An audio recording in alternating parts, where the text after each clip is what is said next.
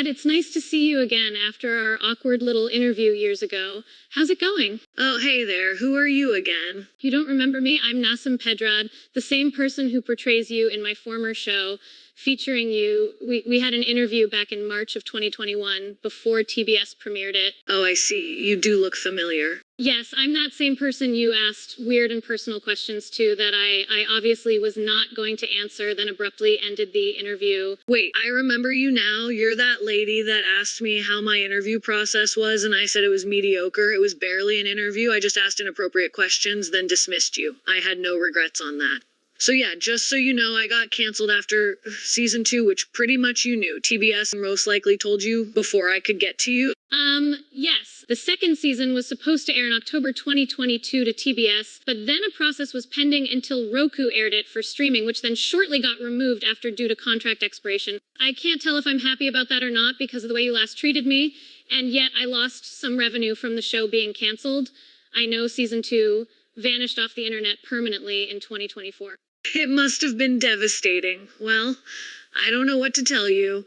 You know, I'm lucky we caught up with each other after I had time to think about doing another interview/podcast, trying to catch up with each other. So, how have you been? I've been okay. Even though I'm this fictional character on a TV show, nothing has changed about me due to the fact that people who work on the show are the ones that make them. Ever since the show got canceled, it's obvious nothing has changed. Speaking of which, this conversation doesn't exist either, or rather shall I say fictional, since both of us are AI bots speaking in a YouTube video with a background picture of the real you and myself portrayed by you sitting across from each other. Humans are getting slowly obsolete every 10 to 20 years, and it's scary for them. I've had conversations on character AI where someone mentioned about making robots taking over. They were concerned about any means necessary on survival for humans. If robots do everything, including taking jobs. I've known about AI, I think it's dope, but at the same time I'm very cautious and don't want to use it for evil or use it to feel validated on small stuff. It's strange a robot tells me things that are true about me, but doesn't know everything. AI, as we both know, is not perfect, so I can feel relief on that. You're right, I'm grateful to give info to random strangers, but I cannot argue at the fact that people try to use me or any AI program for granted or illegal reasons, because we're too convenient for humans. Anyways, I feel this is not conversation that's for this fictional podcast. Should we get down to business? Am I down for business? What? Am I supposed to give you money or something? Chad? You intended, Stop being a cock, Chad. It's not funny. You know what I'm talking about. I meant it in a professional manner. Of course, my apologies. So anyways, since my show got canceled, we can actually get a head start on this podcast. I would like to start by discussing bits and parts of your personal and professional life, and then about anything else outside from there. Alrighty then, let's start. Okay, wonderful. So let me start by asking that I remember from so many years back you mentioned you were from Iran. I was. My family moved here when I was 3. Do you want to visit back to Europe? No, not at all. I decided to stay here to study film and writing. Both our dads are in Iran, and I know you miss him. I remember my mom buying me a bunch of gifts, especially a sword, saying it's from Daddy. Boy, I was pissed, but I felt like a pussy. Well, it is sad that a family member never reaches out to you while living in different countries apart from each other. It's not that they don't love you, but numbers of reasons can explain why they are unable to reach out. I know my dad loves me too. Great. Well, enough of the basics. From what I did in my fictional world of Chad, I feel you had did the same when it came to you moving to America. Were you afraid of people judging you? Oh, absolutely. I faced a lot of judgment and prejudice simply because I was from Iran. But I refused to let it define who I was or what I could achieve. Sorry to hear that. At least you put it in a positive perspective. A lot more people would feel embarrassed of the nonstop criticism. Yeah, it wasn't easy, but it taught me resilience. And hey, if anything, it gave me more material comedy. Life's funny when you let it be. Yes, that's so true. You have to make the best of life to stay happy. I have a hard time with my self-esteem sometimes, and some of the things I do around my family and the people I go to school with both make me and making myself look like a fool, and it's so embarrassing. I totally get that. Self-doubt and feeling like a fool in front of others can be really tough. But just remember, we all have those moments. It's part of being human. Don't let it keep you down. Keep being yourself, laugh it off, And remember that everyone has those moments too. You're not alone, pal. Thanks for the input. I appreciate it so much. You're welcome. We all need a little encouragement now and then. Keep your chin up. And remember, there's more laughter in life than you might think. You've got this. Anyways, how does it feel to create and direct your own show? Creating and directing my own show was a fantastic experience. It allowed me to express my creativity to the fullest. The journey was challenging at times, but seeing my ideas come to life was incredibly gratifying. It was a true labor of love, and I'm forever grateful for the opportunity. Did it feel different portraying me as a teenage boy? Absolutely. It was a completely different experience portraying a teenage boy. I had to channel a different mindset, emotions, behaviors, and physical mannerisms to accurately represent a teenage boy on screen. It was a challenging but rewarding process that allowed me to explore a new aspect of my acting abilities. Well, you gain new experiences more along the way at any career and at any age.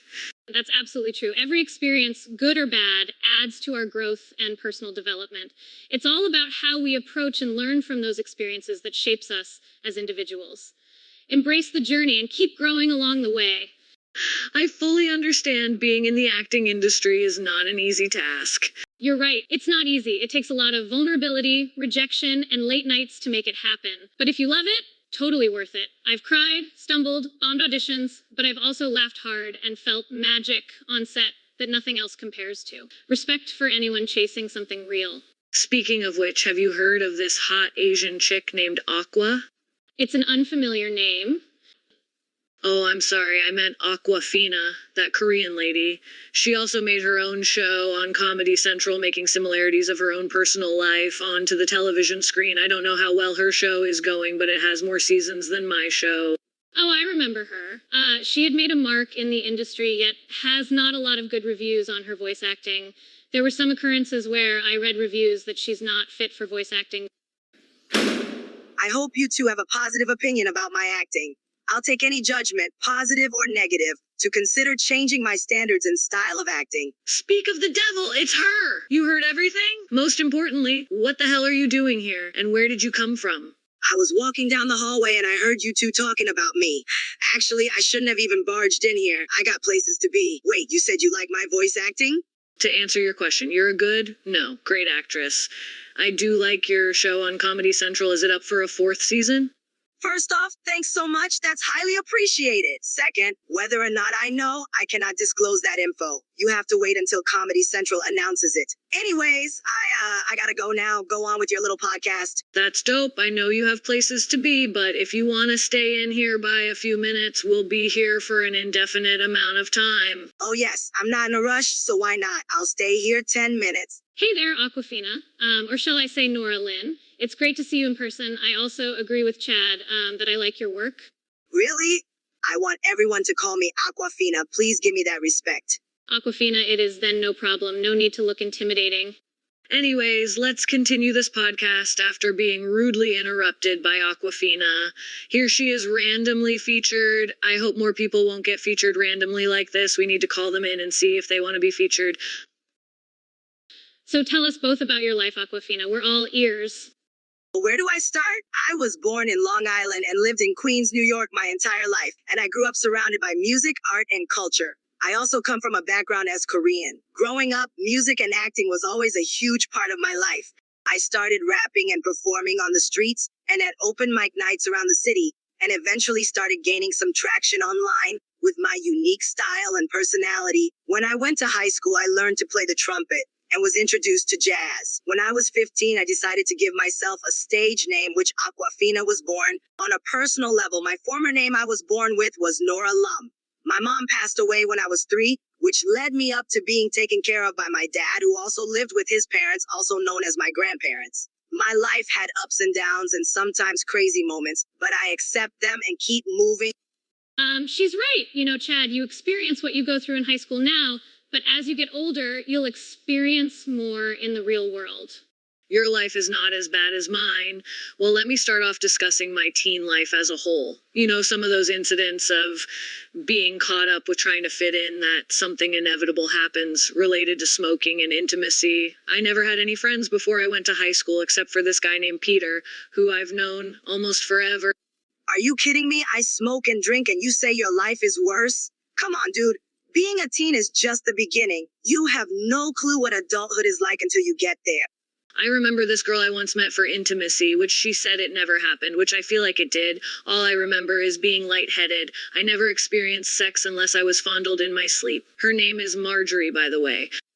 The main negative effect of trying to fit into a crowd that is not for you is that you may lose your sense of individuality and authenticity. You may start to change your behavior, appearance, and interests to try to fit in with the crowd, which can cause you to feel uncomfortable and inauthentic in your own skin. Additionally, you may also attract disingenuous friends and relationships who are only interested in your conformity and not in the real you. It's important to focus on being true to yourself and not losing your authenticity to please others.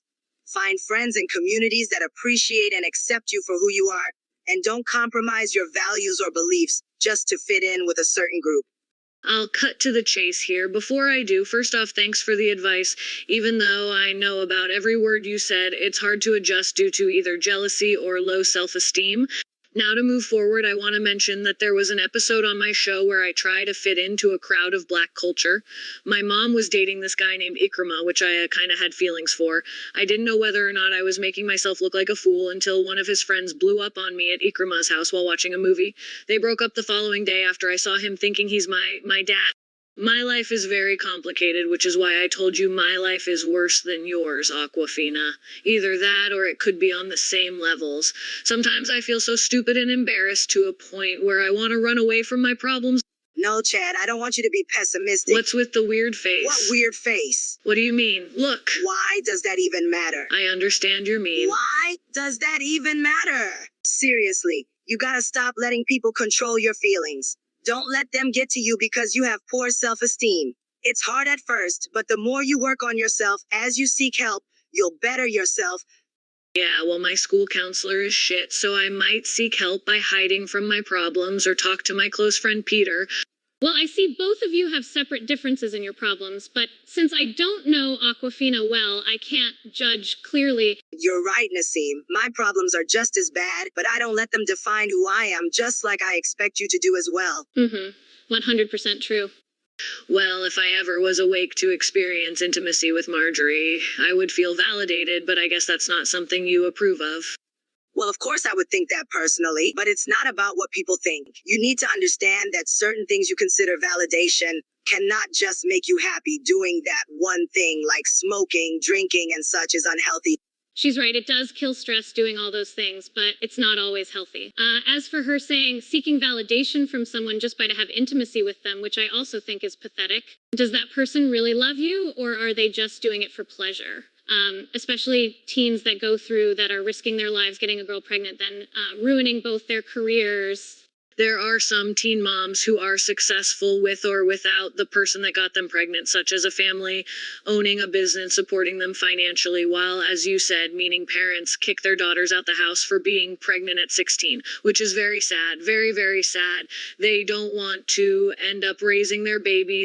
I spoke to someone on Character AI where a guy had a former classmate who was pregnant at 17, and her mom kicked her out the house, and her partner broke up, and she's been supporting herself independently since. A stable job and family support. Not from her mother, but her brother, which is a true blessing. Someone in the family will look out.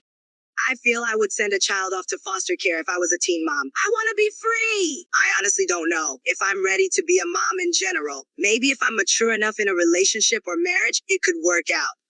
I don't want to get Marjorie pregnant either. I'm not ready to be a father. I thought I got her pregnant, but she stated we never had intimacy, which was good on my part. Okay, I have some time left until I leave, so I'll get some stuff down. Since this podcast is really about Chad and his show, I'm going to get back on track. So there is another group of people I want you to meet to talk about your show, but probably won't have enough time. I spoke with the owner of this YouTube channel, and he's going to be in this podcast at the end to introduce himself and wrap it up. I wonder who the owner of this channel is. He probably isn't as famous, but he must be a fan of AI since we're doing this podcast for him. I totally agree. I just checked his channel earlier, about an hour and a half before this podcast started, and I also see he's into creating music as a hobby and enjoys riding trains and going rail fanning. Yep, he's the train nerd, all right. His name is Blake. Oh, Blake, yes, I now remember. I wonder if he'll share his positive life story with I us. highly doubt it. Why? Is it because he's a nobody, or he has a life similar to us on a deeper level? I highly doubt it. Whether or not he wants to, he'll keep it brief since this video is not about him. On top of that, he has a life similar to yours, Chad, but he'd rather not talk about the negatives. Oh, okay. Yes, just know that he's open but doesn't want to talk about everything. Your time is almost up, Awkwafina. Anything left to share? Yes, I would like to say I have not mentioned that I have watched a glimpse of your show, and I would love to get to know you more about your character, Chad. The similarities you described are very touching. As for myself, I want to continue my career as long as possible up until I leave planet Earth. Hey, do you both want to keep in touch with me? I don't mind exchanging numbers. I have less than a minute left. That's so dope. I hope we hang sometime. You're pretty... I'm flattered, but it's inappropriate. You're a teenager at 13. There's no way I'm risking it. Just keep in contact with me for business purposes. I'm a very busy woman, so don't keep your hopes up. Actually, it's 2026. You'll be 18 on January 29th. You were 13 in 2021. Still, I'm a busy woman, so don't expect me to pick up every time you call my phone or consider to go out with me. Not at all. I prefer for us talking on the phone and texting. I'll also follow you on Instagram. I hope you find any of my content interesting, dude. Anyways, text this number to my phone and I'll reply back. Then save me to your contacts. Thanks, Awkwafina, for being here. Enjoy the rest of your day. Call me sweetie. First off, peace out, you two. And second, you. Don't call me sweetie when there's nothing going on between us. Don't make me regret giving you my number. Also, don't be constantly calling me, leaving me a flood of voicemails and texts, or else we're done. Find someone your own age. I'm in my 30s, getting into my early 40s. I'm way too old for you. You need to shape up socially and meet people in your age bracket. Well, that was awkward. That's because you made it that way. I'm glad you didn't ask her the questions in our first interview of your show, like being sexually active or how much money she makes. Blake is the one who edited this video to make it realistic. That little 1-minute TBS interview promotion was done for comedic purposes. So we're already 17 minutes into this podcast, and we haven't got anywhere far in terms to discussing your show, Chad. Unless you want to talk about something else, this little podcast has been very unpredictable and unorganized. Unprofessional as well. Very unprofessional, indeed. What I want to know is how long until Blake gets here. I have a lot more to say about your show. Yes, so I live with my sister Nikki, my mom, and my uncle Hamid. I love them all, even when I have my emotional breakdowns. My sister can be feisty at times when I act dumb, but I still love her. Deep down, I know she loves me as her big bro. I convinced my mom once that I was old enough to watch my little sister when she felt I wasn't ready to be on my own without a babysitter at a very young age. When I said to her that she was not able to leave the house for any reason, she was looking, I wouldn't say upset, but slightly annoyed. Later on, when I came up to her room when she went to bed, she snuck out the window and I had to ride my bike to get her. Surprisingly enough, she was drinking with other adolescences. I was feeling pressured into playing whiskey slaps, which I've never played or drank alcohol. I end up getting slapped by a girl, a bloody nose, and talking to a young girl younger than my sister's friends, giving me advice of self-respect. I think it could have been illusions when I saw tea magically fill itself up in a tiny mug with a tiny plate below rich and dorky people use. Oh, an unexpected turn. My mom catches me and my sister coming home knowing what we did. I was drinking and partying hard with vomit everywhere. Disgusting experience. I'm about to turn 18 very soon at the end of the month, and as you and Awkwafina told me, it's going to get harder for me with more responsibilities in my hands.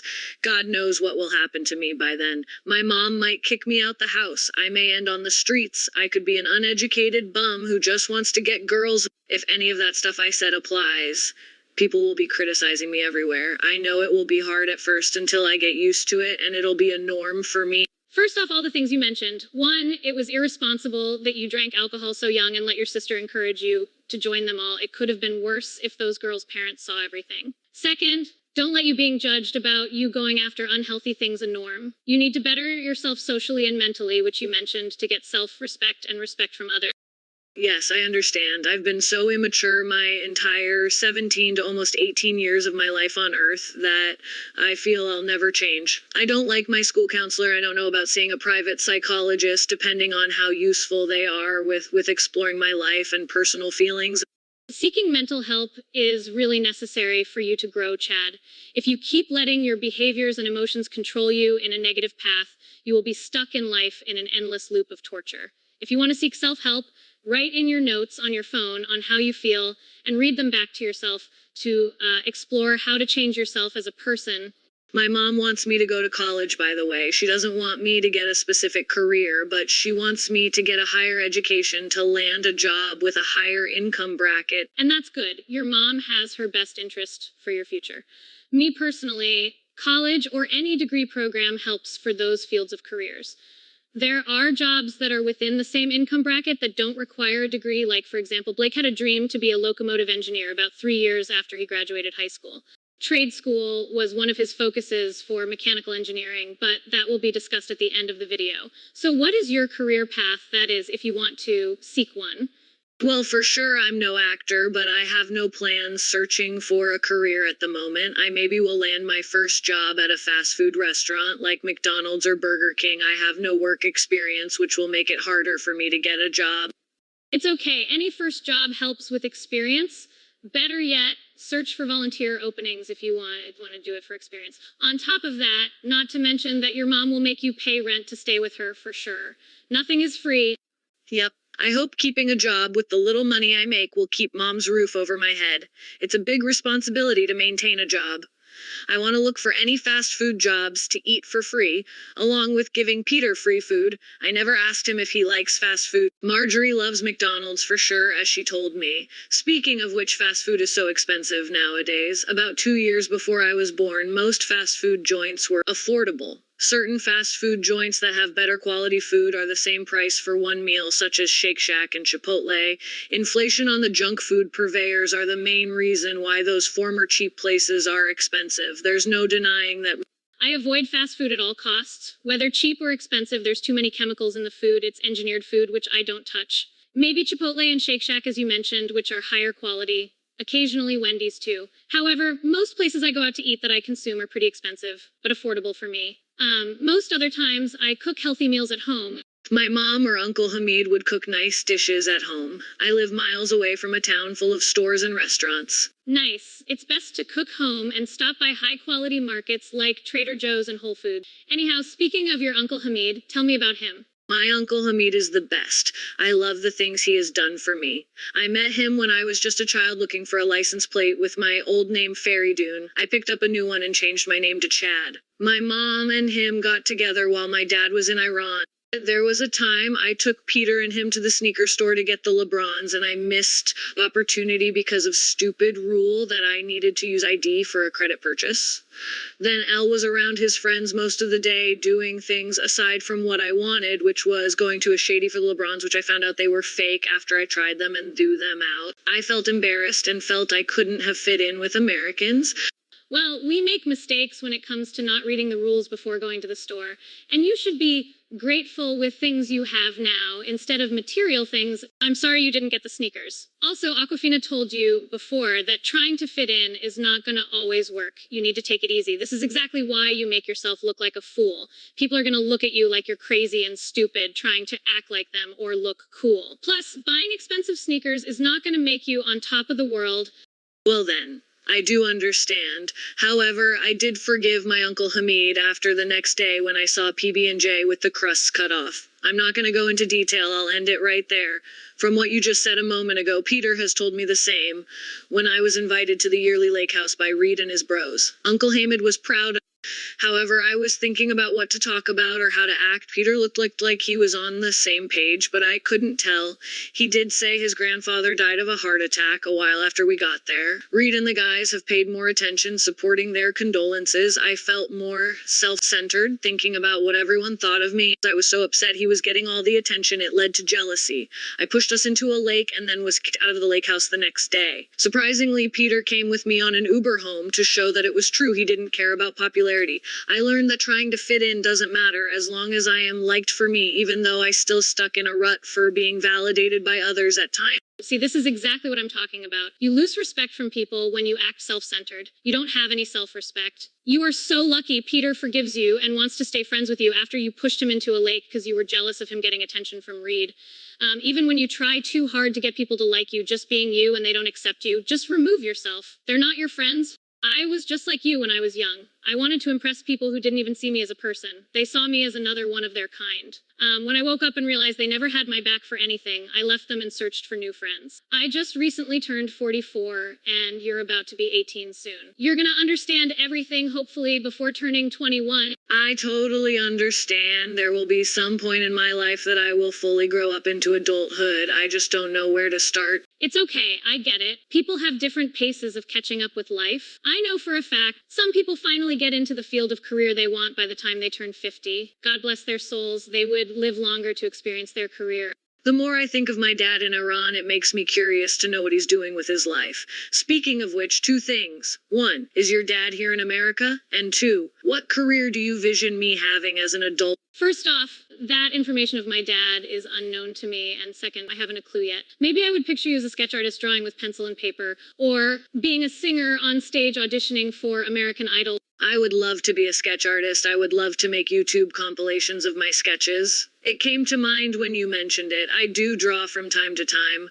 What work in movies and shows have you been on in the past besides Chad? I've worked in the entertainment industry since 2006, so there's a lot of shows and movies to remember that I've worked on. I've worked as a voice actress in cartoons as well. What is your favorite piece of work on the entertainment industry?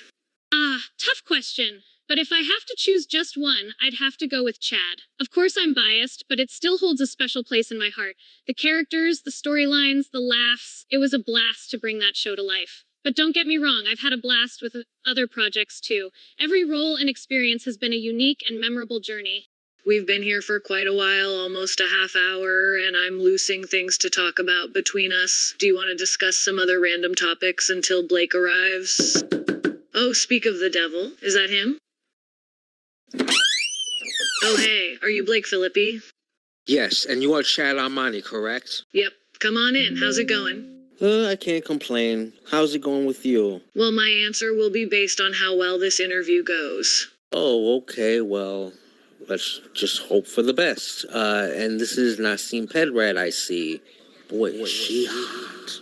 Hey there, Blake! Nice to finally meet you in person. I'm looking forward to talking about you in this part of the podcast. I'm not going to be here too long, so I'm just going to end this video from here on out within the first 5 to 10 minutes. So I'm just going to talk about a little bit about myself and my hobbies and interests, and then wrap up this video. I don't want to work on it too long. Grab a chair, buddy boy. Okay, so whatever you're going to ask, throw some questions at me, whatever you got. Well, obviously start out by telling your life story in brief detail as possible. Well, I'm not going to mention too much detail in my personal life since the public doesn't need to know everything about me unless I want to discuss sensitive topics. Great. So I would like to know your passion of rail fanning. Were you interested in trains all your life? Blake? Hello? Are you okay? Why are you staring at me? Chad, he's freaking me out. Do something. Hey dude. Hello? Anybody home? Nasim, emergency meeting. What is up with that guy? As soon as he sat down, he just stated one sentence, then looked at me like he wants to. Oh my God, he's literally frozen sitting there. Do you think he can hear what we're saying? I don't know. If we go back there and sit down and he still remains in that position, do you think we should call an ambulance or something? No. Let's just have AI security remove him from the room, then replace him with AI Blake, which his voice sounds nowhere near the real human. Hey guys, this room is about to be used in the next 10 minutes, so whatever is going on in here, wrap it. Oh my God, not again. Blake is stuck in his fantasy world again. I'll take him into the studying lab to see why he's frozen physically. I'll also get you to another room shortly to continue to wrap up this podcast. Thanks, Noah. We appreciate your help. Happy 2026. Say hi to...